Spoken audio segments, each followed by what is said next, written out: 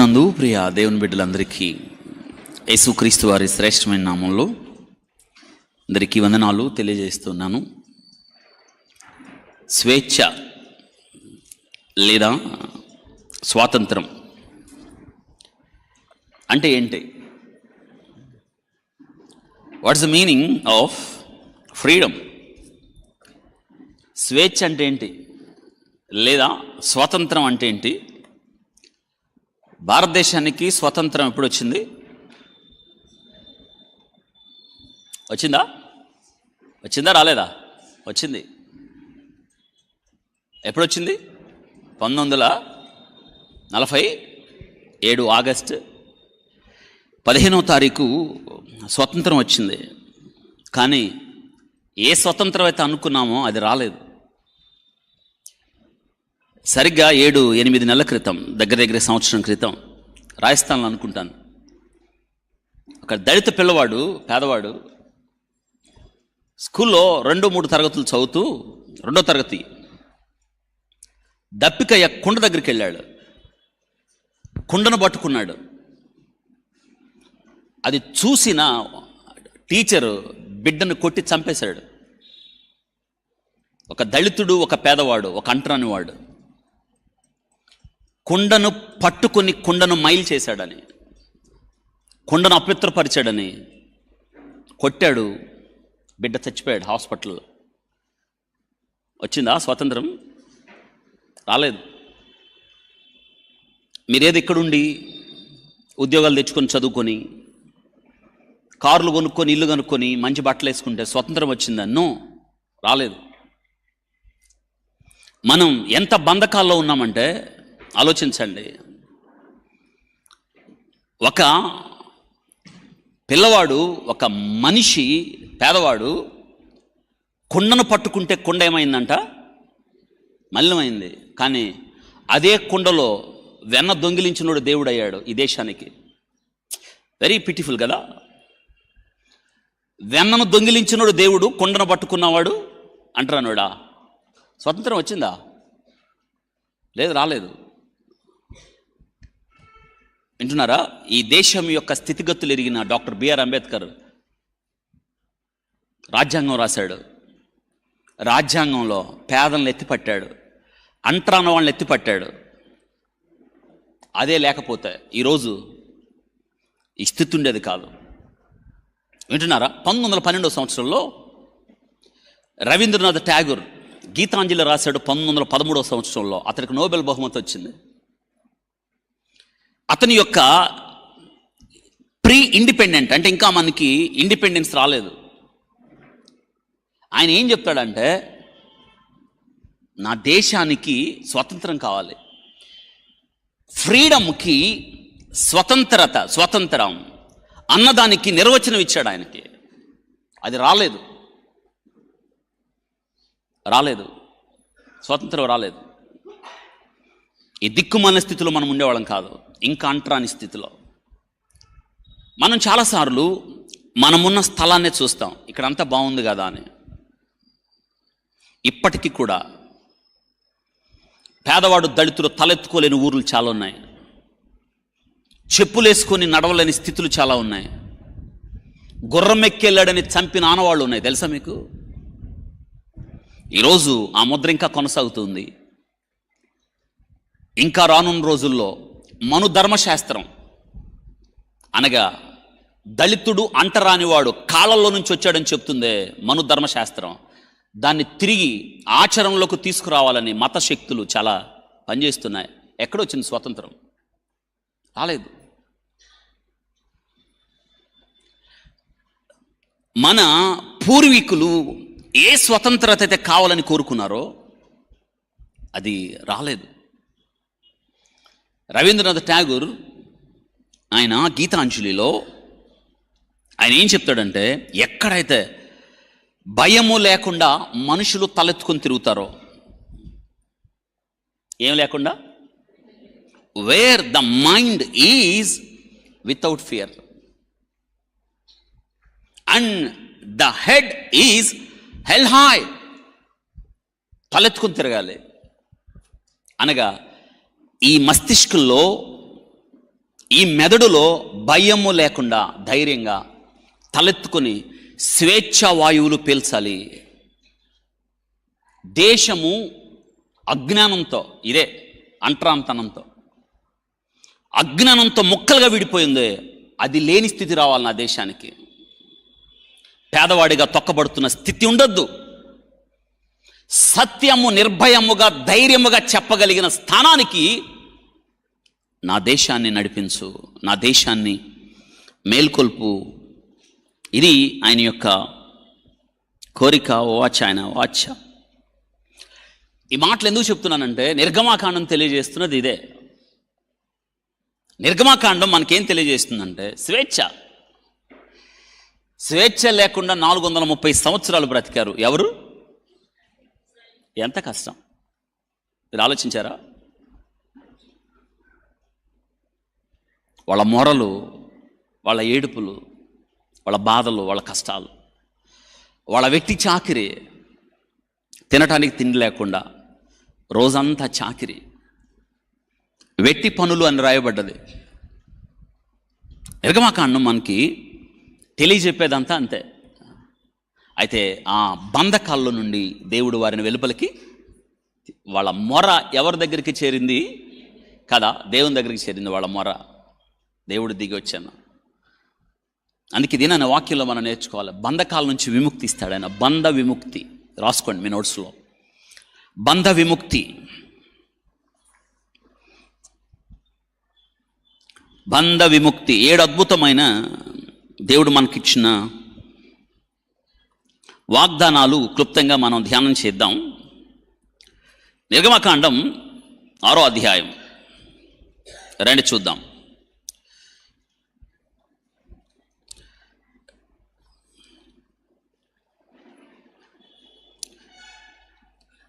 నిర్గమకాండం 6వ అధ్యాయం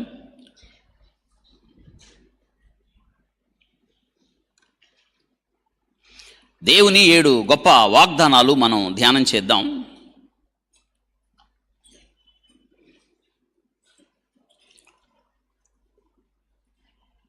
ఆరు నుంచి చదువుకుందాం.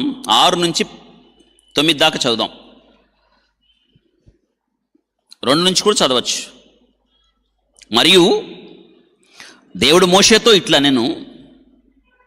నేనే యెహోవాను, నేను సర్వశక్తి గల దేవుడను, పేరున అబ్రహాము, ఇసాకు, యాకోబులకు ప్రత్యక్షమైతిని, కానీ యెహోవాను నామము నేను వారికి తెలియబడలేదు.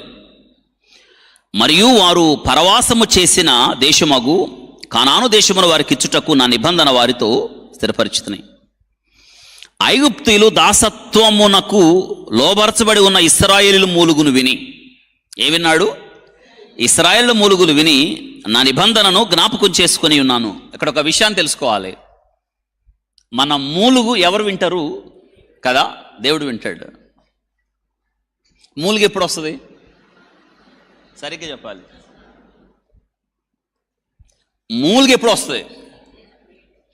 ఏడ్చి ఏడ్చి ఏడ్చి ఇక శక్తి లేకుండా, మన ప్రమేయం లేకుండా మనలో నుంచి వచ్చే బాధ, తప్త స్వరమే ఏంటది? మూలుగు. మన మూలుగు విన్నాడు ఆయన.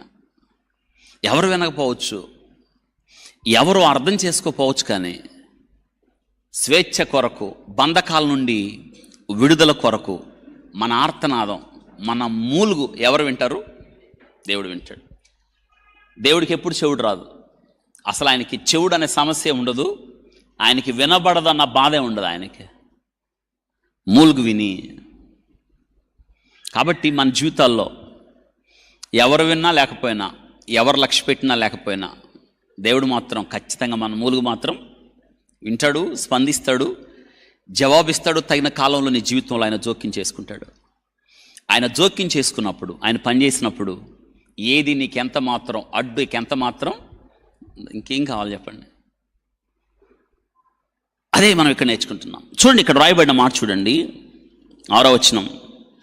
కాబట్టి నీవు ఇశ్రాయేలుతో ఇలాగ చెప్పుము, నేనే యెహోవాను, నేను ఐగుప్తులు, చూడండి, ఐగుప్తీయులు మోయించు బరువుల కింద నుండి మిమ్మల్ని వెలుపలికి రప్పించే. ఎక్కడికి? దేటి కింద నుంచి? బరువుల కింద నుంచి. బరువులు మోపింది ఎవరు? ఐగుప్తీయులు. ఆ బరువుల కింద నుండి మిమ్ములను నేను వెలుపలికి రప్పించి వారి దాసత్వములో నుండి మిమ్మల్ని విడిపించి, ఏంటంట? వారి దాసత్వములో నుంచి మిమ్మల్ని విడిపించి నా బాహువు చాపి గొప్ప తీర్పులు తీర్చి మిమ్మల్ని విడిపించి. ఎవరు బాహువు చాచి? దేవుడు బాహువు చాస్తే ఎవరంటే అడ్డగిస్తారు? దేవుడు చేయి చాస్తే ఎదురు చేయి చాపి ఎదుర్కొనగలిగిన వాడు ఎవరో. అందుకే కదా ఆయన తలుపు తెరిస్తే మూసేవాడు ఎవరు లేరు కదా. అందుకే అంటున్నాడు, మిమ్మును నా ప్రజలుగా చేర్చుకొని మీకు దేవుణ్ణయ్యుందును అంటున్నాడు. మిమ్ముని నా ప్రజలుగా. ఒకనప్పుడు ఎవరు వీళ్ళు? ఎవరు ప్రజలు? ఫరో బానిసత్వం కింద ఉన్నారు. ఐగుప్తీల బరువుల కింద నలిగిపోతున్నారు, మూలుగులు పెడుతున్నారు, భయానకమైన స్థితిలో ఉన్నారు, ఆకలితో ఉన్నారు, బక్క చిక్కిపోయి ఉన్నారు, స్వేచ్ఛ లేకుండా ఉన్నారు. దేవుడు అంటున్నాడు, మిమ్మల్ని బయట తీసుకొస్తా, బరువులు ఉన్నాయే తీసేస్తా, నా చెయ్యి చాస్తా అని ఒక మాట అన్నాడు. ఇక నుంచి మీరు ఎవరో తెలుసా? నా వాళ్ళు మీరు. చెప్పండి, ఇంకెవరంట? నా సొత్తు, నా ప్రజలు అని చెప్తూ నాకు ప్రజలుగా చేర్చుకొని మీకు దేవుడయ్యుందును అన్నాడు. అప్పుడు ఐగుప్తులు బరువుల కింద నుండి మేము వెలుపు రప్పించిన మీ దేవుడైన యెహోవా నేనే అని మీరు తెలుసుకొందురు. నేను అబ్రహాము, ఇస్సాకు, యాకోబులకు ఇచ్చేదనని చెయ్యెత్తి ప్రమాణము చేసిన దేశములో మిమ్మను రప్పించి, ఈ దేశాన్ని ఇస్తానన్నాడు కానాను. దేవుడు అబ్రహాము, ఇస్సాకు, యాకోబులకు ఆయన చెయ్యెత్తి ప్రమాణం చేశాడు, వాగ్దానం చేశాడు. వాగ్దానము చేసిన వాడు నమ్మతైన వాడు, అబద్ధం ఆడడానికి ఆయన నరమాత్రుడు కాదు. కాబట్టి ఆయన వాగ్దానం ఇచ్చాడంటే ఖచ్చితంగా ఏమవుతుంది?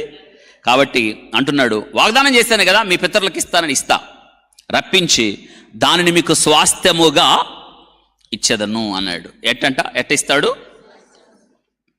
అదే ఇంకా ఉంది, ఇజ్రాయెల్ దేశం ఎవరిది? దేవుడిచ్చాడు. ఎవరికి? ఇశ్రాయేలీలకి. ఇదండి, ఇందులో ఎన్నో విషయాలు ఉన్నాయి మనకి. కాబట్టి ఇక్కడ మనం నేర్చుకోవాల్సిన విషయం ఏంటంటే, దేవుని యొక్క గొప్ప వాగ్దానాలు, బానిసత్వ శృంఖలాలు తెంచుకొని దాస్వ గృహము నుండి బయటికి రావాలని ప్రతి ఒక్కరి జీవితంలో దేవుని ఉద్దేశం. అన్న వస్త్రముల కన్నా స్వేచ్ఛ చాలా చాలా ప్రాముఖ్యమైనది, ప్రశస్తమైనది. ఇదే మనం నేర్చుకుంటున్నాం. ఎక్కడైతే భయము లేకుండా తలెత్తుకొని తిరుగుతారో, ఎక్కడైతే జ్ఞానము సంపాదించడానికి ఏ విధమైన నష్టము అనుభవించవలసిన అవసరం ఉండదో, ఎక్కడైతే మనుషులు గోడలు కట్టుకొని విడిపోయారో, ఎక్కడైతే సత్యము లోతుల్లో నుండి ప్రకటించబడుతుందో అంటున్నాడు. అటువంటి ఆ రవీంద్రనాథ్ ఠాగూర్ రాస్తూ స్వర్గోదయములోనికి, ఆ స్వర్గములోనికి నా దేశాన్ని నడిపించు అంటున్నాడు. లెట్ మై కంట్రీ అవేక్, ప్రభా నా దేశాన్ని మేల్కొల్పు అంటున్నాడు. కాబట్టి ఇక్కడ మనం తెలుసుకోవాలి, ఇందులో ఒకటే విషయం తెలియజేస్తుంది. దేవుడంట మనలను ఐగుప్తు నుండి విడుదల చేస్తాడు. అనగా పాప దాస్యములో నుండి దేవుడు మనల్ని ఏం చేస్తాడు? విడుదల చేస్తాడు. గమనించండి, ఇక్కడ ఈ వాక్య భాగంలో మనకు తెలియజేస్తున్న విషయం ఏంటంటే, ప్రత్యేకంగా ఆదికాండం అంతా కూడా మనకేం తెలియజేస్తుంది? 10వ అధ్యాయం దాకా మీరేం చూస్తారు? 11వ అధ్యాయం 10, 11, 12. 10వ అధ్యాయం జాతులు, 10వ అధ్యాయం నోవా కుమారులు, హాము, షేము, యాపేతుల అభివృద్ధి. ఇక 11వ అధ్యాయంలో జనాభా పెరగడం, భాషలు తారుమారయ్యాయి. 11వ అధ్యాయంలో బాబేలు గోపురం. 12లో ఇక ప్రారంభం, అబ్రహాము మీద దేవుని దృష్టి. దేవుడు అబ్రహామును పిలిచాడు, వెలుపలికి పిలిచాడు. అబ్రహాము చాలా కాలం ఎదురు చూసినాడు, కుమారుడు పుట్టాడు ఇస్సాకు. మళ్ళీ ఇస్సాకుకి 2 కొడుకులు. ఎవరు వాళ్ళు? ఏశావు. మళ్ళీ యాకోబుకి ఎంతమంది కొడుకులు? 12 మంది. వాళ్ళు మీ అందరూ తెలుసు కదా, ఏషేబును అమ్మేయడం, ఏషేబు ఐగుప్తుకు రావడం, ఐగుప్తు ప్రధాని అవ్వడం, ప్రజలు నేలేవాడవడం, ఆహారం కొనుక్కోవడానికి కరువులో ఆ అన్నలు ఎక్కడికి వచ్చారు. కానీ ఏషేబు అని వాళ్ళు గుర్తుపట్టలేదు. గుర్తుపట్టారా ఏషేబుని?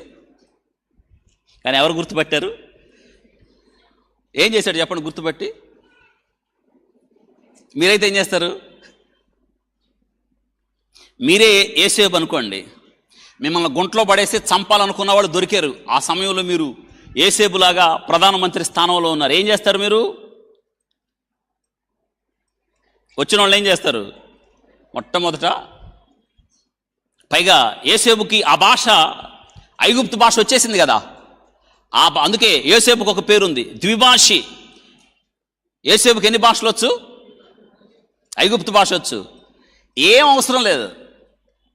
యేసేపు అంటే ఫరోకి పిచ్చి ప్రేమ. ఎంతగా అంటే, యేసేపు నువ్వు నా ఇంటిని ఏలాలి అనే అధికారాన్ని ఎవరు కట్టబెట్టాడు కదా? పేరుకు మాత్రమే నేను రాజుని, ఈ ఐగుప్తులో ఎవడు నీకు తెలియకుండా కాలు చెయ్యి ఎత్తద్దు, అంత అధికారం కట్టబెట్టాడు. నువ్వు ప్రభువి, పేరుకే నేను రాజుని అన్నాడు. ఇప్పుడు ఆ యేసేపు వీళ్ళ అన్నల గురించి ఏం కాకుండా తిన్నగా ఫరోకు చెప్పాడు అనుకోండి, ఆ రోజు ఇరుగో దొరికారు దొంగలో, ఆ రోజు నన్ను చంపాలనుకున్న వాళ్ళు వచ్చారని ఫరోకు ఒక్క మాట చెప్తే ఏం చేస్తాడు? ఫరో పేకలు కోసేస్తాడు. ఎవరి? కానీ పని చేయలేదు. యేసేపు వాళ్ళని చూసి, ముఖ్యంగా తమ్ముడున్నాడే బెన్యామీన్ను చూసి వేరే గదిలోకి వెళ్ళి గుండె పగిలేలాగా ఏడ్చాడు. అంటే వాళ్ళని చూసినప్పుడు కోపం రాలేదు, ద్వేషం రాలేదు, రక్తం పొంగలేదు. వాళ్ళని చూసినప్పుడు క్షమాపణతో ప్రేమ పొంగి పొర్లింది. ఇక్కడ క్రీస్తు ప్రేమను చూడగలుగుతాం మనం యేసేపులో. ఎవరిలో? అందుకే శత్రువుని శత్రువుగా చూడలేదు, శత్రువుని క్షమించాడు, ప్రేమించాడు, హక్కును చేర్చుకున్నాడు, శత్రువులకి భోజనం పెట్టాడు. యేసేపు ఎంత గొప్పవాడు కదా. యేసేపు అడుగుతున్నాడు వాళ్ళని, తండ్రి బ్రతుకున్నాడా? అవును బ్రతుకున్నాడు. తండ్రి కబురు చేశాడు, నువ్వు అక్కడ ఉండొద్దు నాన్న, నా దగ్గరికి వచ్చే. బయలుదేరి వచ్చేసారండి. ఎంతమంది? 70 మంది వచ్చారు. చెప్పండి ఎంతమంది? పెద్దగా చూస్తుండగానే 70 మంది. ఎంతమంది అయ్యారు చెప్పండి? 20 లక్షల మంది అయ్యారు. చూసారా? ఆశ్చర్యం కదా. ఎన్ని లక్షల మంది అయ్యారు చూసారా? ఒక కుటుంబం జాతి అయింది, జాతి దేశం అయింది. అబ్రహాం కుటుంబం 70 మందిగా వెళ్ళిన ఇశ్రాయేలీలు విచ్చలవిడిగా దేవుడు వాక్యంలో రాయబడ్డది. దేవుడు చూడండి, ద్వితీయోపదేశకాండం 26వ అధ్యాయంలో ఒక మాట చదువుకుందాం రండి, అక్కడికి వెళ్దాం. దేవుడు ఎంతగా వాళ్ళని దీవించాడో. ద్వితీయోపదేశకాండం 26వ అధ్యాయం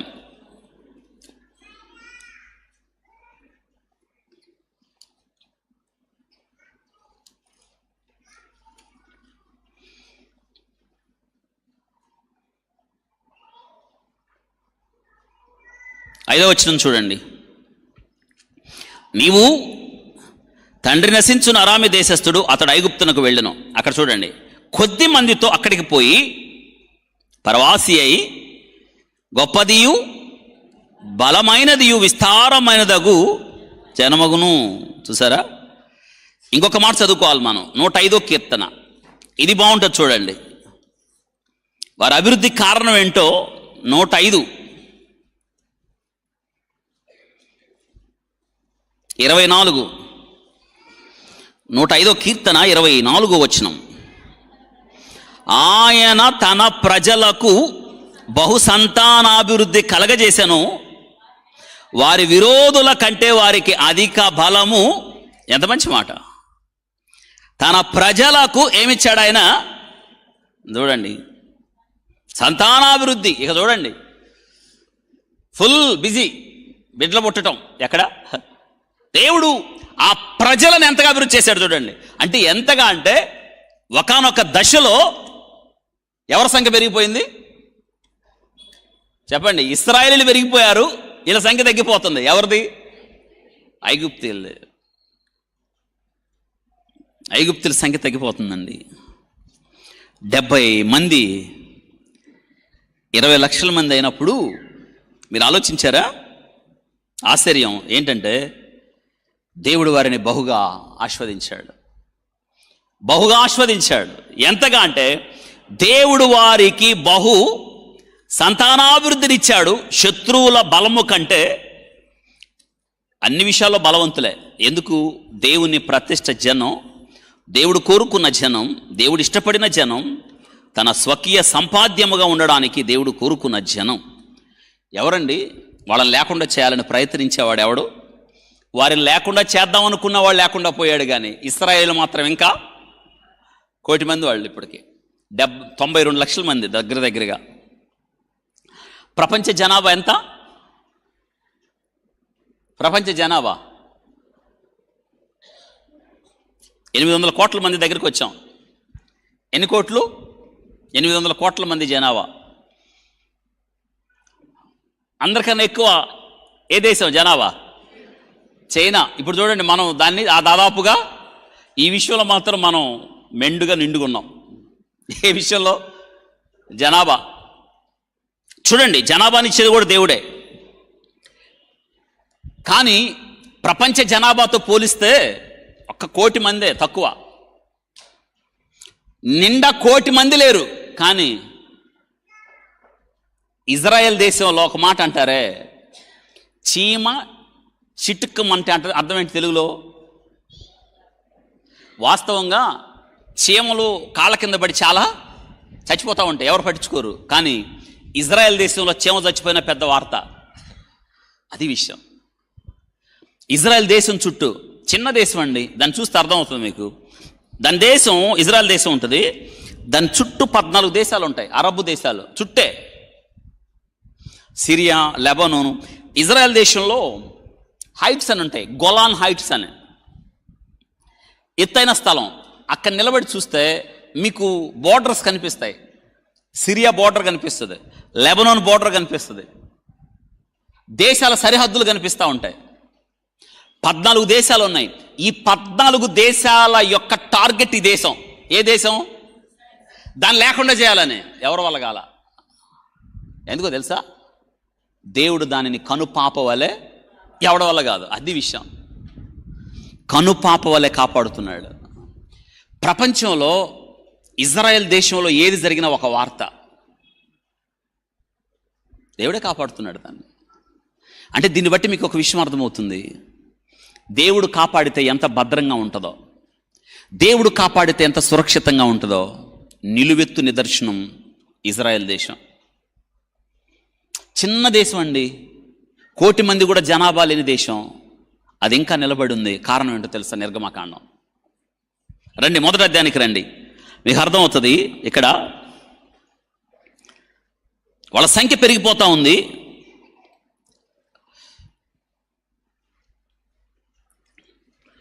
వారి సంఖ్య పెరిగిపోతున్నప్పుడు ఏసేపు చనిపోయాడు, ఏసేపు అన్నలు చనిపోయారు. ఇప్పుడు ఏసేపు 8వ వచనంలో, మొదటి అధ్యాయం 8వ వచనం చూడండి. ఏసేపును ఎరగని కొత్త రాజు ఐగుప్తు నుండి ఏలనారంభించను. అతడు తన జనులతో ఇట్లా నేను, ఇదిగో ఇశ్రాయేలు సంతతైన ఈ జనం మనకంటే విస్తారముగాను బలిష్టముగాను ఉన్నది. ఎంత బాగా చెప్పాడు చూడండి. ఏసేపును ఎరగని వాడు, ఏసేపును ఎరగకపోతే దేవుడు తెలుసా? ఆడికి తెలీదు. ఫరోలు అంటారే, వాళ్ళు ఏమంటే మేమే దేవుళ్ళు అంటారు. వాళ్ళు దైవాంశ సంభూతులు, దేవుళ్ళుగా పిలువబడతారు, దేవుళ్ళుగా చలామణి అవ్వడానికి వాళ్ళకి ఇష్టం. వాళ్ళు ఏమంటారంటే మేమే దేవుళ్ళం, మమ్మల్ని మేము పాలకులం, ప్రజలందరూ మమ్మల్ని ఆరాధించాలి అని. ఆ ఐగుప్తీయులు కూడా ఈ యొక్క ఫరోల్ని దేవుడిగా ఆరాధించేవాళ్ళు అనమాట. దేవుని ఎరగనివాడు ఏసేపే తెలియదంటే దేవుడేం తెలుసు అతనికి? అతడు ఏం సాక్ష్యం చెప్తున్నాడు చూడండి ఇజ్రాయేల్ గురించి, ఎంత బాగా చెప్తున్నాడు చూడండి. ఇశ్రాయేలులు సంతానమైన ఈ జనం. ఏ జనం? ఇశ్రాయేలీల సంతానమైన ఈ జనం. ఈ 1 కోటి మంది ఇజ్రాయెల్ దేశంలో ఉన్నారే, 90 లక్షల మంది ఇజ్రాయేలీలు, ఈ జనం అని అంటున్నాడు. మనకంటే విస్తారముగాను బలిష్టముగాను ఉన్నది. బలిష్టం. ప్రపంచంలో ఎవ్వరు ఇజ్రాయెల్ దేశాన్ని ఏం చేయలేరు. బలిష్టమైన జనం. ఎంత బలిష్టమైన జనం అంటే వాళ్ళు చేసిన యుద్ధాలు, వాళ్ళ ఆయుధాలు మనకు అర్థమైపోతుంది. వాళ్ళ దగ్గర ఉన్న వ్యవస్థ ఏంటో తెలుసా? ఆ దేశం మీద ఎవరు బాంబు వేయాలన్నా అద్భుతం ఏంటో తెలుసా? ఎక్కడి నుంచి బాంబు వస్తుందో వాళ్ళు తెలుసుకొని సరిగ్గా అదే స్థలానికి తిరిగి ఏం పంపగలరు? ఎవరికి లేదు. వాళ్ళు ఇటీవల కాలంలో కరెక్ట్గా 2 సంవత్సరాల క్రితం వాడు కనిపెట్టుకున్నారు. ఏంటంటే ఆ దేశం మీద గొడుగు లాంటిది ఒకటి పెట్టారు. అంటే ఏంటి అర్థం? బాంబు, ఎవరైనా బాంబు వేశారనుకో, చుట్టూ ఆ 14 దేశాలు ఉన్నాయి కదా, బాంబు వేశారనుకోండి, ఆ బాంబుని ఇది స్వీకరించింది, దేశం మీద పడినవదో. బలిష్ఠులు వాళ్ళు. ఎక్కడదా బలం వాళ్ళకి? ఎవరిచ్చారు? దేవుడు, దేవుని ప్రజలు. అంటే దేవుడు తన ప్రజలకు బలమును అనుగ్రహించును. చెప్పండి అన్నమాట. దేవుడు తన ప్రజలకి, మనం ఎవరు ఇప్పుడు? దేవుని పిల్లలమే కదా. అంటే మనకేమి ఇస్తాడు? ఆయన ఇస్తాడు, ఇవ్వకుండా ఉండడు. ఈరోజు దేవుని సన్నిధికి వచ్చాం మనం, ఆయన పిల్లలు. ప్రభా, నేను నీ పిల్లలను కదా ప్రభా, నువ్వు బలం ఇస్తావు కదా. ఆ దినాన ఇజ్రాయేలుకి నువ్వు బలం ఇవ్వకపోతే వాళ్ళు బలిష్ఠులు ఎలా అవుతారు? ఫరోతో పోల్చుకుంటే లోకపరంగా వారి బలం ఎక్కడ? కానీ వారి పక్షాన నువ్వు యుద్ధం చేశావు, వారిని వెలుపులకు తీసుకొచ్చావు, నీ ప్రజలుగా కోరుకున్నావు, వారిని ఎన్నుకున్నావు. మనం అలా దేవుని దగ్గరికి వచ్చినప్పుడు, ఈ విషయాలు తెలుసుకున్నప్పుడు ప్రభువుని ఆ రీతిగా స్తుతించాలి. మనం తెలుసుకోవాలి, కార్యాలు ధ్యానం చేయాలి. ఆయనే దేవుని ఎరగనివాడు, ఏషేబును ఎరగనివాడు. ఏషేబు యొక్క జ్ఞానాన్ని ఎరగని ఐగుప్తును పాలించడానికి వచ్చిన ఫరో ఇజ్రాయెల్ గురించి ఏమంటున్నాడంటే, వారు బలిష్ఠులు అంటున్నారు. బలిష్టముగా ఉన్నది. అన్యుడు చెప్తున్నాడు ఇజ్రాయెల్ గురించి, బలిష్ఠులు వాళ్ళు. మన గురించి చెప్తున్నారా? దేవుని పిల్లలుగా ఉన్నాం కదా, యేసు రక్తము ద్వారా విమోచించబడిన బిడలుగా, క్రైస్తవులుగా, నీతిమంతులుగా, విశ్వాసులుగా ఉన్నాం కదా. మరి లోకములో దేవుని నెరగని అన్యుల సాక్ష్యం ఏమిటి? బలిష్ఠులమేనా మనం? బలమైన కార్యాలు చేస్తున్నామా? వాక్యం చెప్తుంది, తమ దేవుని ఎరుగుని వారు బలము కలిగి గొప్ప కార్యాలు చేస్తారని దానియేలు గ్రంథంలో అంటున్నాడు. దేవుని ఎరిగిన వారు, తమ దేవుని ఎరిగిన వారు బలము కలిగి గొప్ప కార్యాలు చేస్తారు. బలము కలిగి, నన్ను బలపరుచు అని ఏంది నేను సమస్తమును, పౌలు గారి యొక్క నినాదం అది. మరి మన సంగతి ఏంటి? ఏమంటున్నాడు చూడండి, 10వ వచనం. వారు విస్తరించకుండా మనము వారి ఎడల యుక్తిగా జరిగించుదము రండి. లేని ఎడల యుద్ధము కలుగునప్పుడు మన శత్రువులో చేరి మనకు విరోధముగా యుద్ధము చేసి ఈ దేశములో నుండి వెళ్ళిపోదురేమో అని ఈయన భయం పట్టుకుంది. ఎవరికి? ఫరోకి. వాళ్ళ సంఖ్య ఏమో, ఆ సంఖ్య పెరగడానికి కారణం ఏంటి? అంతమంది పిల్లలు పుట్టడానికి కారణం ఎవరు? దేవుడే. వాళ్ళకి అధిక సంతాభివృద్ధినిచ్చి దేవుడు బిడ్డలు ఇస్తున్నాడు వాళ్ళకి. వాళ్ళ సంఖ్య ఏమో ఏమవుతుంది? పెరిగిపోతూ ఉంది. సంఖ్య పెరిగిపోతుంది. ఈయన అంటున్నాడు, ఈయన భయం అంతా ఏంటంటే, వీళ్ళేమో సంఖ్య పెరిగిపోతున్నారు, జనాభా పెరిగిపోతున్నారు. ఒకానొక దినానికి మన శత్రువులతో వీళ్ళు కూడా కలిసి మనతో యుద్ధం చేసి ఈ దేశం నుండి, చెప్పండి, ఈ దేశం నుండి అంటే వాడి ఉద్దేశం ఏంటి? వాళ్ళు ఎక్కడ ఉండాలి? ఈ దేశంలోనే ఉండాలి. ఏం చేయాలి? వెట్టి చాకిరీ చేయాలి, బానిసత్వంలో ఉండాలి. బానిసత్వంలో ఇశ్రాయేలీల్ని ఉంచుకోవాలని కోరిక ఎవరిది? ఫరోది. అందుకే వాళ్ళు వెళ్ళనివ్వడు. అందుకే అంటున్నాడు, యుక్తిగా వారి ఎడల ఎట్ట ప్రవర్తిద్దాం? యుక్తిగా ప్రవర్తిస్తాడంట. చూడండి, ఒక మాట ఉంది అక్కడ, 11వ వచనం చూడండి. కాబట్టి వారి మీద పెట్టిన భారములలో వారిని శ్రమ పెట్టుటకు వెట్టి పనులు చేయించు అధికారులను వారి మీద నియమింపగా, వారు ఫరో కొరకు ధాన్యాదులు నిలువ చేయు పీతోము, రామసేసు పట్టణములను, ఇప్పటికున్నాయి ఆ పట్టణాలు. మీరు ఐగుప్తుకు వెళ్ళి చూస్తే ఈ పీతోము, రామసేసు ప్రాంతాల్లో విశాలమైన మైదాన స్థలాలు, ఆ ఇటుకలు వాళ్లే కాల్చారు. ఆ ఇటుకలు పైకెత్తిన కొలది మనలాంటి ఇటుకలు కాదవి. ఆశ్చర్యపోతారు, ఇంత కష్టపడ్డారా ఇజ్రాయేలీలు? ఆ గోదాములో గోడౌన్స్ ఏంటి, ఆ రాళ్ళు ఎలా ఎత్తారు, ఆ పైకి రాళ్ళు ఎలా తీసుకుపోయారు, ఎలా మోసారు, ఎట్ట కాల్చారు, ఎన్ని రోజులు వాళ్ళు శ్రమ పడ్డారు చూసినప్పుడు మనకి హృదయం ద్రవించిపోద్ది. ఇంత కష్టపెట్టాడా ఇజ్రాయేలీల్ని ఫరో? ఇంత నష్టపెట్టాడా? ఎంతమంది చనిపోయారు ఈ వెట్టి చాకిరిలో అనిపిస్తుంది. పీతోము రామసేసు పట్టణాలు కట్టించుకున్నాడు. వాళ్ళకి ఆహారం ఇచ్చేవాడు. అంటే ఏంటంటే రోజుకు 100 ఇటుకలు కాల్చాలి అని చెప్పినవాడు వాళ్ళ సంఖ్య పెరిగిపోతున్న కొలది 100 కాదు 200 కాల్చాలన్నాడు. 200 కాదు 400 కాల్చాలి. ఎంత కష్టం అండి. దీన్ని ఏమంటారంటే వెట్టి చాకిరి. ఫరో ఏం చేయించుకున్నాడు? వెట్టి చాకిరి చేయించుకున్నాడు. పైగా ఈ దేశంలో నుండి వెళ్ళడానికి వీలు సాతానుడు అలాగే చేస్తాడు. మనం వెట్టి చాకిరి చేయిస్తాడండి. లోకంలో మనుషులు చేస్తున్నది ఏమనుకుంటారు? దుష్టునికి ఎంత మాత్రం నెమ్మది, వాడు పొంగుతున్న వెట్టి చాకిరి చేస్తాడు. ఎంత వెట్టి చాకిరో తెలుసా? ఉదయం సాయంత్రం తిరుగులాట, నెమ్మది లేదు. యోబు అన్నాడే, నెమ్మది లేదు, సుఖం లేదు, శ్రమయే. లోకంలో అంతే కదా. లోకంలో విశ్రాంతి ఎక్కడుంది చెప్పండి? లోకంలో నెమ్మది ఎక్కడుంది? క్రీస్తు లేని జీవితాలు. నెమ్మది ఎక్కడ? క్రీస్తు లేని జీవితాలలో సమాధానం ఎక్కడ? క్రీస్తు లేని జీవితాలలో అతిశయ కారణం ఎక్కడ చెప్పండి? అందుకే కదా దేవుడు పిలుస్తున్నాడు, ప్రయాసపడి భారము మోయుచున్న సమస్త రండి నా యొద్దకి, నేను మీకేమిస్తా. ఐగుప్తుల విశ్రాంతి లేదనే కదా వెలుపలికి రమ్మంటున్నాడు దేవుడు. ఆలోచించండి. శ్రమ పెట్టిన కొలదే వాళ్ళ మీదంట వెట్టి చాకిరి చేయించడానికి, ఇంకా అణగదొక్కడానికి, ఇంకా కష్టపెట్టడానికి, ఇంకా బాధలు పెట్టడానికి, ఇంకా నష్టపరచడానికి, వారి సంతానాన్ని తక్కువ చేయడానికి, మనుషులు చంపడానికి వారి మీద అధికారులు నియమించాడు.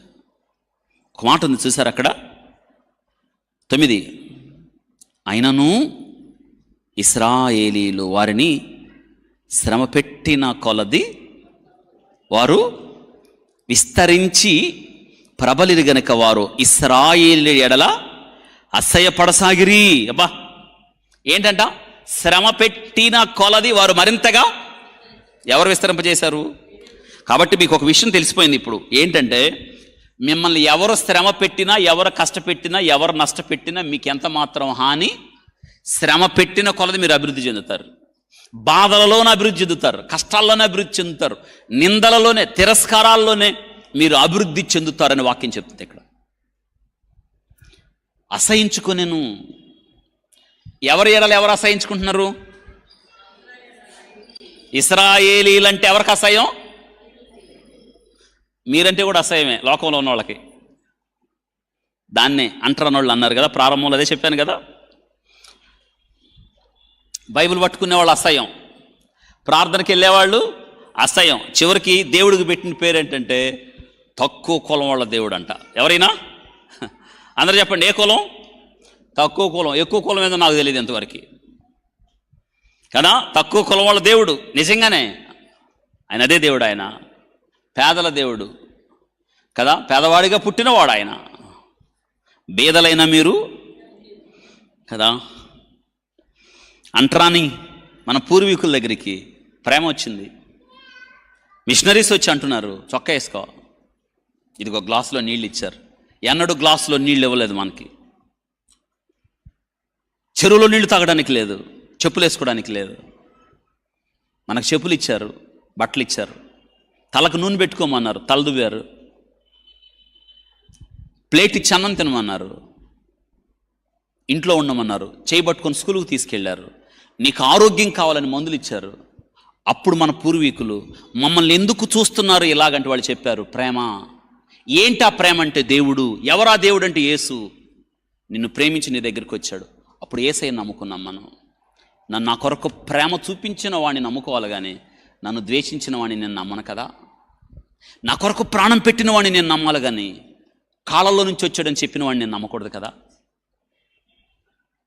That's love. We are so blessed. ఎందుకో తెలుసా? Being a Christian we are so blessed. ఎందుకో తెలుసా? తక్కువ కులంలో పుట్టినందుకు నేను ధన్యుణ్ణి. ఎందుకో తెలుసా? క్రీస్తు నాకు దొరికాడు. నిర్గమము వెలుపలకు తీసుకొచ్చాడు మా నాన్న. ఎక్కడైతే స్వేచ్ఛ లేదో, ఎక్కడైతే అంతరంతనం ఉందో, ఎక్కడైతే నష్టపోయామో, ఎక్కడైతే మనల్ని తొక్కేశారో, నష్టం చేశారో, ఫరో బానిసత్వం కింద ఉన్న మన మూలుగులు దేవుని దగ్గరికి వెళ్ళినప్పుడు దేవుడే దిగి మోషేతో అంటున్నాడు, నేను వచ్చేసాను ఆ ప్రజల దగ్గరికి. ఆహా, ఎక్కడికి వచ్చేసాడు? వాళ్ళ మూలుగులు నా దగ్గరికి వచ్చినాయి. వాక్యంలో రాయబడ్డది, శ్రమ పెట్టిన కొలది. చెప్పండి ఏంటి? వాళ్ళు ఏమయ్యారు? ఇదండి జరుగుతుంది. దేవునితో ఉన్నప్పుడు ఏ భయం లేదు. ఇశ్రాయేలీయుల ఎడల అసహ్యపడిరి. ఈరోజు నీ ఎడల అసహ్యపడితే పెద్ద ఆశ్చర్యమే ఉంది. లోకం తీరు అదే కదా, రకరకాల పేర్లు కదా. క్రైస్తవత్వం ఇది తెల్లోళ్ళ మతం, దీన్ని వెళ్ళగొట్టాలని ఒకడు. దేన్ని వెళ్ళగొట్టాలంట? అవుద్దా? ఎవరి వల్ల అవుద్ది?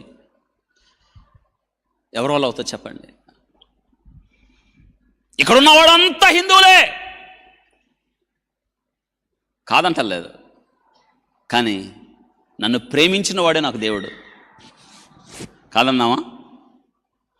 నన్ను ఎవరు ప్రేమించారో, నన్ను ఎవరు ఆదరించారో, నన్ను ఎవరు లేవనెత్తారో, నా మానవత్వం ఇంకా బ్రతుకుందని చెప్పిన వాడే నాకు దేవుడు. మించి నా స్థానానికి వచ్చి నాకు బదులుగా ఎవరైతే చనిపోయి నాకు జీవితాన్ని ఇచ్చాడే ఆయన కొరకు కదా నేను బ్రతకాలి కదా. ఈరోజు వాక్యం మనకేం తెలియజేస్తుందంటే, మనకి రాజ్యాంగం ఏమిచ్చిందంటే స్వేచ్ఛనిచ్చాను, కానీ ఇంకా స్వతంత్రం రాలేదు. వింటున్నారా? ఎక్కడొచ్చింది? పేదవాడుగానే ఉండిపోయాడు కదా. ఎక్కడొచ్చింది? రాజ్యాంగం అమలు జరగాలి, కానీ ఈరోజు చూసారా, సువార్త ప్రకటిస్తుంటే కొట్టట్లేదా? నష్టం చేయటం లేదా? ఎంతమందిని చంపేశారు, ఎంతమందిని నష్టపరిచారు కదా. భారతదేశానికి ప్రేమను పంచడానికి దీనికి మతం అనే ముసుగు తొడిగారు. ఎందుకు తెలియదు. మతం అనేది ఎక్కడ లేదు. మత వ్యాప్తి అన్నారు. మత వ్యాప్తి కాదు, ప్రేమ వ్యాప్తి, స్వార్థ వ్యాప్తి, కల్వరి స్వార్థ, క్రీస్తు ప్రేమ. ఇందులో మనం చెప్పే సువార్తలో మంచిగా బ్రతకండి, నీతిగా బ్రతకండి, యథార్థంగా బ్రతకండి అని చెప్పామే. నీతిని వదలమన్నామా? లేదే. తాగుడు మానేయమని చెప్పాం, తాగుడు, జూదం, సిగరెట్లు మానేయమని చెప్పాం, వ్యభిచారం మానేయమని చెప్పాం, పాపం మానేయమని చెప్పాం, నీతిగా బ్రతకమని చెప్పాం, యథార్థంగా బ్రతకమని చెప్పాం. ఇది సువార్త, మతం కాదే. ఎక్కడైనా మనం నీతిని ప్రకటించాం కానీ అనీతిని ప్రకటించామా? లంచగొండితనం తప్పని చెప్పాం, ఖండించాం. వాక్యం చెప్తుంది. లంచాలు తీసుకోమని చెప్పామా? ఇవి చెప్తే ఇశ్రాయేలీయుల ఎడల వీళ్ళు అసహ్యపడినట్టు ఎవరు? లోకం నీ ఎడల ఏం పడుతుంది? ఛీ, వీళ్ళు ఏ కులం వాళ్ళు చెప్పండి? ఏ కులం? తక్కువ కులం. కులం ఎక్కడుంది? అందుకు రవీంద్రనాథ్ ఠాగూర్ అదే చెప్పాడు, కులం అనే గోడలు కట్టుకొని దేశం ఎక్కడైతే ముక్కలు అవ్వదో, కులం అనే గోడలు కట్టుకొని, అజ్ఞానం అనే గోడలు కట్టుకొని, ఇంకా స్వేచ్ఛ స్వతంత్రాలు లేకుండా మనిషి తన మార్గమును చెరిపివేసుకొని సత్యము ఎక్కడైతే ప్రకటించబడదో అక్కడ కాదు, సత్యము లోతుల్లో నుండి ప్రకటించబడే స్థలానికి నా దేశాన్ని మేల్కొల్పు అన్నాడు ఆయన. అర్థమైందా? కాబట్టి మనం తెలుసుకోవాల్సిన విషయం ఏంటంటే, నువ్వు నీతిని, సత్యాన్ని, యథార్థతను ప్రకటిస్తున్నప్పుడు లోకము నీ ఎడల ఏమవుతుంది? ద్వేషం నీ ఎడల ద్వేషాన్ని పెంచుకుంటుంది. కాబట్టి ఈ వాక్య భాగంలో ఫరో, ఐగుప్తీయులు వారిని శ్రమ పెట్టిన కొలది, వెట్టి చాకిరి చేయించిన కొలది వారు విస్తరించి ప్రబలిరి. చెప్పండి ఏంటి? విస్తరించి ప్రబలిరి. దేవుడే కారణం. వారు విస్తరించి ప్రబలడానికి ఎవరు కారణం? దేవుడే కారణం. అందుకే వాళ్ళ మొరను దేవుడు విని వారిని వెలుపలికి తేవడానికి, చెప్పండి, వారి మొరని విని దేవుడు వెలుపలికి తేవడానికి దేవుడే దిగొచ్చాడు, మోషేని పంపించాడు. మనందరికీ తెలుసు. ఇప్పుడు దేవుడు మాట్లాడుతున్న మాట చూడండి, చక్కని వాగ్దానాలు. 6వ అధ్యాయం 6వ వచనం. దేవుని వాగ్దానాలు చూడండి ఎలా ఉన్నాయో. మొట్టమొదటి వాగ్దానం చూడండి, 6:6. కాబట్టి నీవు ఇశ్రాయేలుతో ఇలాగ చెప్పుము, నేనే యెహోవాను, నేను ఐగుప్తులు మోయించు బరువుల కింద మిమ్మల్ని వెలుపలికి రప్పించి, మొట్టమొదట ఎక్కడికి తీసుకొస్తాడంట? వెలుపలికి రప్పించే. జాగ్రత్త వినండి. ఎక్కడికి? వెలుపలికి. ఎవరి మధ్య నుంచి? అంటే వెలుపలికి తీసుకొచ్చాడంటే మీరు నోట్స్లో రాసుకోండి, ప్రత్యేకముగా ఉండడానికి రాయండి అన్నమాట. వెలుపలికి ప్రత్యేకముగా, ప్రత్యేకముగా ఉండడానికి. ఆమె ఎందుకు తీసుకొస్తున్నాడు దేవుడు మనల్ని? ప్రత్యేకతగా ఉండడానికి, ప్రత్యేకంగా జీవించడానికి దేవుడు మనలను వెలుపలికి తెచ్చాడు. ఐగుప్తులో కాదు. ఐగుప్తులో ఉన్నంతకాలం మనం ప్రత్యేకంగా ఉండలేం, ఎవరిలో కలిసిపోతాం. అందుకే దేవుడు ఎక్కడి నుంచి వెలుపలికి తీసుకొస్తున్నాడు మనల్ని? ఐగుప్తు నుండి. ఎందుకు? ప్రత్యేకంగా. అందుకే కదా ఇప్పుడు ఆ దినమైతే వాళ్ళని ప్రత్యేకంగా ఉండడానికి తీసుకొచ్చాడు, మనల్ని కూడా సంఘములో ఉన్న మనం ప్రత్యేకంగా జీవించడానికి దేవుడు తీసుకొచ్చాడు. ఎక్కడికి? ప్రత్యేకత. మోషేని పంపించాడు. మోషేకు తోడుగా ఎవరిని పంపించాడు? వాళ్ళు వచ్చారు ఎవరి దగ్గరికి? ఫరో దగ్గరికి వచ్చి విషయం మాట్లాడారు వాళ్ళు. మేము వెళ్ళాలి, మా దేవుణ్ణి ఆరాధించడానికి మేము వెళ్ళాలి, పండగ ఆచరించాలి, 3 దినాల ప్రయాణం అంతా మేము వెళ్ళాలి, మమ్మ వెళ్ళనివ్వు అని అంటే ఫరో అంటున్నాడు, వెళ్ళనివ్వను. బలి అర్పిస్తారా అని ఒక మాట అన్నాడు. 8వ అధ్యాయం చూడండి, 8వ అధ్యాయం 25వ వచనం. వాళ్ళని వెళ్ళనివ్వకుండా ఒక మాట మాట్లాడుతున్నాడు ఇక్కడ. అప్పుడు ఫరో మోషే అహరోనును పిలిపించి, మీరు వెళ్ళి ఈ దేశములోనే మీ దేవునికి బలి, ఎక్కడంట? ఈ దేశంలోనే. ఎట్ట కుదురుతుంది? ఐగుప్తులో మేము ఉండటానికి వీల్లేదు. ఐగుప్తు అంటే లోకం, కుదరదు. ఐగుప్తులో ఉండం, మేము వెళ్ళిపోవాలి. అంటే ఐగుప్తులో ఉన్నంత కాలం మనం దేవునికి బలి వెలుపలికి వెళ్ళాలి. ఈరోజు ఎందుకు చేరాం మనం ఇక్కడికి? సంఘముగా చేర్చబడ్డాం. ఎందుకంటే మనం ప్రత్యేకంగా దేవుణ్ణి ఆరాధించడానికి ఇక్కడికి వచ్చాం. ఒకనప్పుడు మనం కూడా లోకంలో ఉన్నాం కదా, కానీ మనం వెలుపలికి వచ్చాం. ఇప్పుడు వెలుపలికి పిలిచాడు. ఫరో అంటున్నాడు, ఎక్కడికి వెళ్తారు? ఇక్కడి నుంచి వెళ్తారా? ఐగుప్తు నుంచి వెళ్తారా? ఎలా వెళ్తారు? ఈ దేశంలోనే ఏమర్పించండి. మోషే అన్నాడు, కుదరదు. మళ్ళీ ఫరో ఏమంటున్నాడు చూడండి అక్కడ 10వ అధ్యాయంలో ఒక మాట అంటాడు చూడండి ఇక్కడ. 10వ అధ్యాయం 28 చూడండి. ముందు 28 చూడండి. 8:28లో కూడా చూద్దాం ఇంకొక మాట. 8 దూరం పోవద్దు అన్నాడు. 28వ వచనం కూడా చూడండి. అందుకు ఫరో, మీరు అరణ్యంలో మీ దేవుడైన బలి అర్పించుటకు మిమ్మల్ని పోనిచ్చేదన కానీ దూరం పోవద్దు. చెప్పండి. రెండోది ఏమంటున్నాడు? దూరం పోవద్దు అంటే ఏంటి? దగ్గరగా ఉండండి. దేనికి? ఐగుప్తు కంటే లోకానికి దగ్గరగా ఉండండి. అవసరమైతే దేనిలో కలిసిపోండి. మోషే అంటున్నాడు, కుదరదు. 3 దినాల ప్రయాణం అంతా. ఎన్ని దినాల ప్రయాణం? ఎందుకంటే ఆ 3 దినాలలో యేసు క్రీస్తు యొక్క మరణం, పునరుత్థానం ఉంది. అంటే లోకానికి సిలువ మరణం అంత దూరం వెళ్ళాలి మనం. చెప్పండి, ఎంత దూరం వెళ్ళాలి? అంటే ఇక ఎన్నడూ దేనిలో కలిసిపోవద్దు? లోకంలో కలిసిపోవద్దు. అర్థమైందా? మొట్టమొదట ఏమన్నాడు? ఈ దేశంలోనే బలి అర్పించండి అన్నాడు. 2, దూరం పోవద్దు. సాతానుడు కూడా చాలాసార్లు అంటాడు, ఏంటో తెలుసా? అబ్బో అంత దూరం ఆ చర్చి, వద్దులే ఈ పూటకి ఇక్కడ పడుకో, వచ్చే వారం వెళ్తుకొని. అంత దూరమా? వెళ్ళొద్దా మరి? దేవుని కొరకు చెప్పండి, ఎంత దూరమైనా వెళ్ళాలి. 10వ అధ్యాయం 11వ వచనంలో ఇంకొక మాట అన్నాడు. 10:11 పురుషులైన మీరు మాత్రం వెళ్ళుడి, యెహోవాను ఎవరు నిలమంటున్నాడు? మగోళ్ళు మీరు వెళ్ళండి, ఆడవాళ్ళు ఇంటికాడ ఉండండి. విచిత్రం. కానీ ఇప్పుడు రివర్స్, చర్చిల నిండా ఆడోళ్లే, మగవాళ్ళు మాత్రం ఇంటికాడ. విచిత్రంగా ఉంది కదా. ఫరో ఏమంటున్నాడు? పురుషులు పోండి, ఆడవాళ్ళు మాత్రం ఇంటి దగ్గరే ఉండండి. ఎందుకు? ఇక ఐగుప్తు నుండి వెలుపలికి వెళ్తే మళ్ళీ ఐగుప్తుకు రావాలా వద్దా? ఇప్పుడు ఐగుప్తు నుంచి వెళ్ళిపోతున్నాం అన్నాడు. ఫరో ఏమంటున్నాడు? పురుషులే వెళ్ళండి. ఇప్పుడు ఐగుప్తు నుంచి ఒక్కసారి అడుగు బయట పెట్టిన తర్వాత మళ్ళీ ఐగుప్తుకు రావచ్చా? ఇప్పుడు ఇళ్ళ దగ్గర ఎవరు ఉండమంటున్నాడు? అంటే ఈ మగోళ్ళు మళ్ళీ ఎవరి కోసం రావాలి? అది వాడి ట్రిక్ చూడండి, వాడు ఆలోచనలు చూడండి.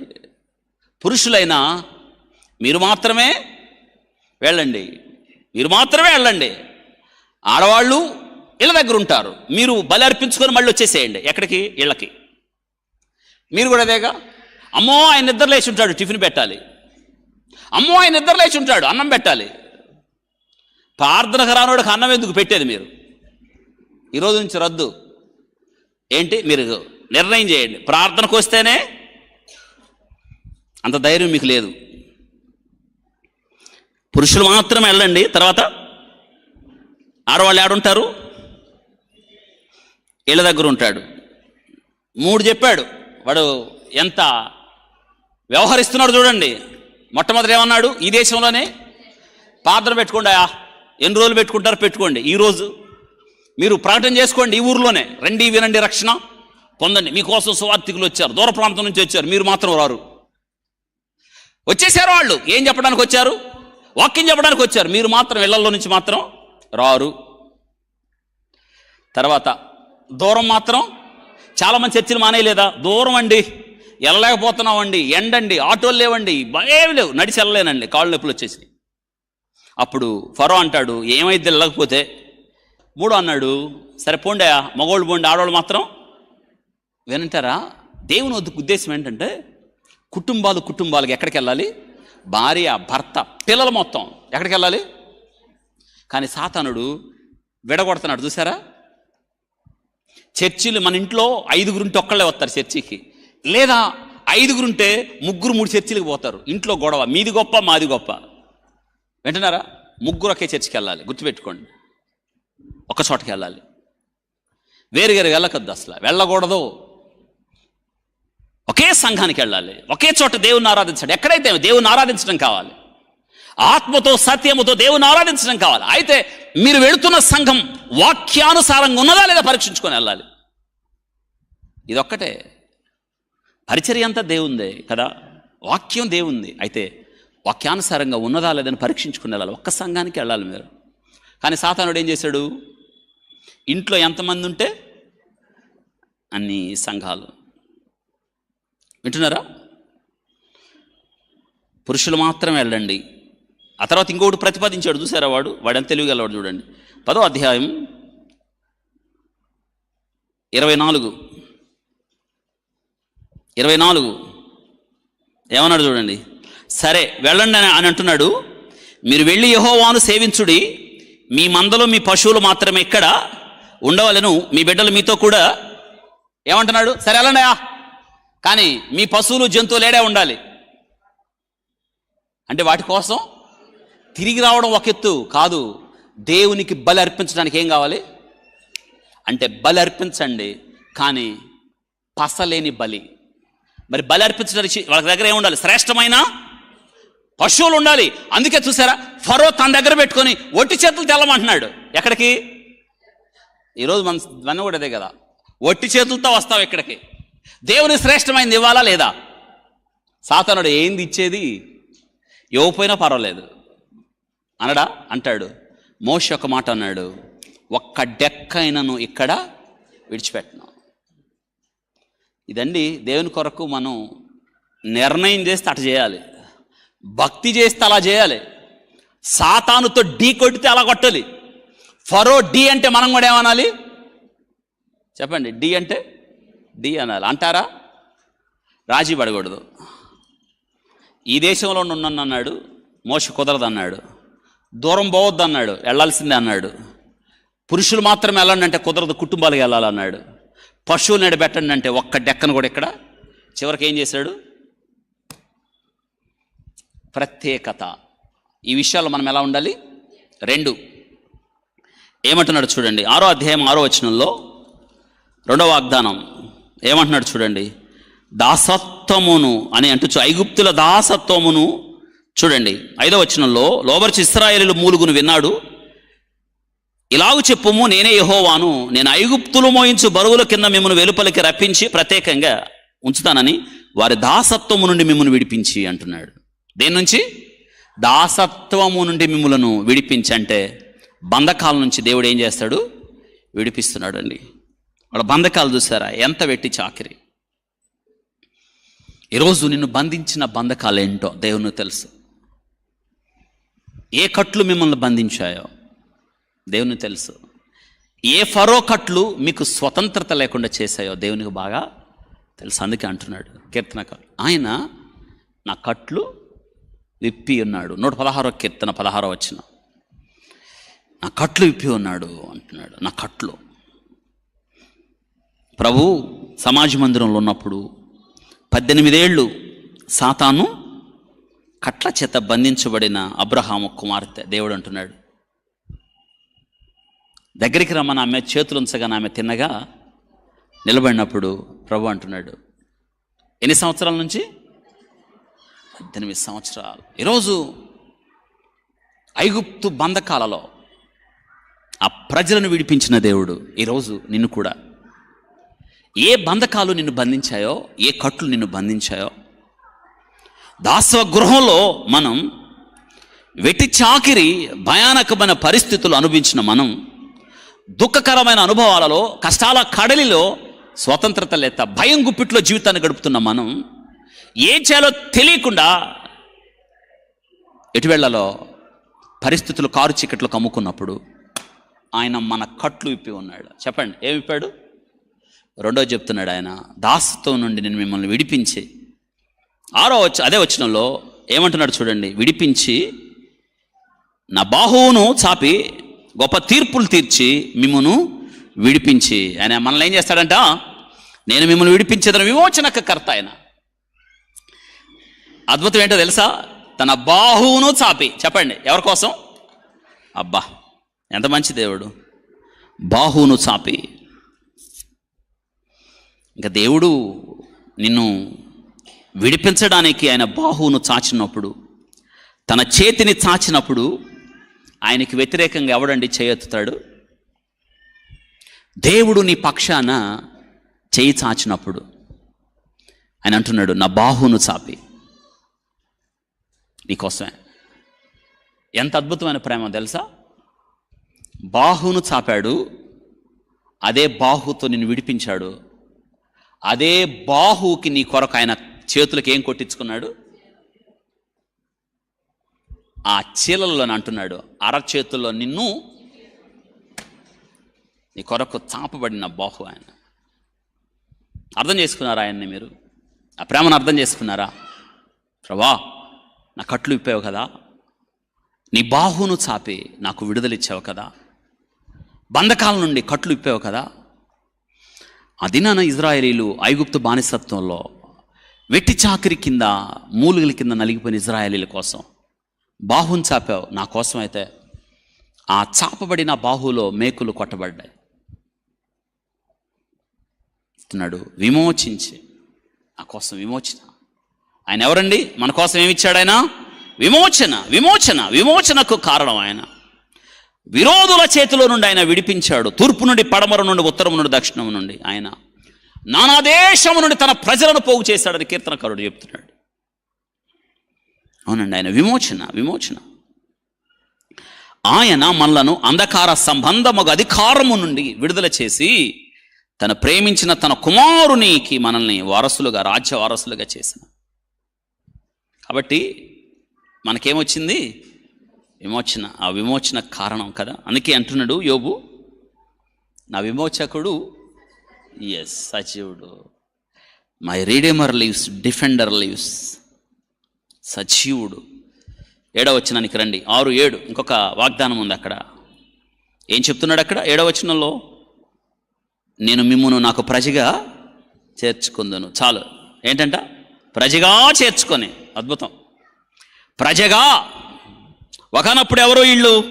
ఫరో దాసులు, ఐగుప్తులో దాసత్వము కింద ఉన్నవాళ్ళు, వెట్టి చాకిరి కింద ఉన్నవాళ్ళు, స్వేచ్ఛ లేనివారు, బక్క చిక్కిపోయిన వారు, హక్కులు లేనివాళ్ళు, యుద్ధము రానివారు, ఫరో కొరకు కట్టడాలు కడుతున్న భయంకరమైన వెట్టి చాకిరి చేస్తున్న వాళ్ళు. ఇప్పుడంట దేవుడు ఏం చేశాడు? అవును, ప్రజగా ఎంపిక చేసుకున్నాడు. చెప్పండి, దేనిగా? దేవుడే కోరుకున్నాడు. మనల్ని కూడా అదే కదండి. మనం కోరుకోలేదు, ఆయనే కోరుకున్నాడు. మనల్ని ఎన్నుకోలేదు. జగత్ పునాది వేయబడక ముందే ప్రేమ చేత ఆయన క్రీస్తులో మనలను ఏర్పరచుకునేను. ఎఫెసీ పత్రిక 1వ అధ్యాయం చదవండి. మీకు ఆ ఎన్నిక ఎంత అద్భుతం. 4-6 వచనాలలో మీరు చదువుతారు. జగత్ పునాది వేయబడక మునిపే ప్రేమ చేత ఆయన క్రీస్తులో మనలను ఏర్పరచుకొనెను. క్రీస్తులో ఏర్పరచుకొనెను. అద్భుతం. ఇప్పుడు మనం అదినానా ఇశ్రాయేలీయులను వెలుపలికి తెచ్చి ఎవరు ప్రజగా ఎన్నుకున్నాడు?